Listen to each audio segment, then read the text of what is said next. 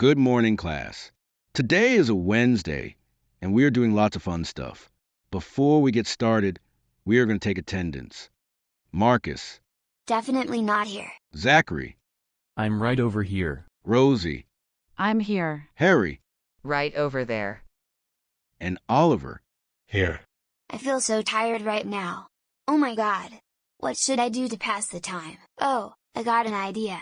I will pull down the fire alarm. Hey Mr. Pee-wee, can I please go to the bathroom? Yes, you can, but you must be quick, 'cause we're doing a lot of fun stuff today.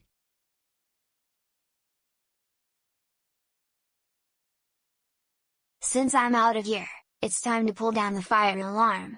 Ha ha ha ha ha ha ha ha ha ha ha. I finally pulled down the fire alarm. What does that sound? Come on, guys. We gotta go before we get cooked.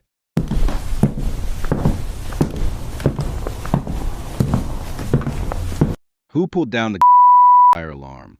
I know who did that. It was Marcus. Marcus, get over here right now.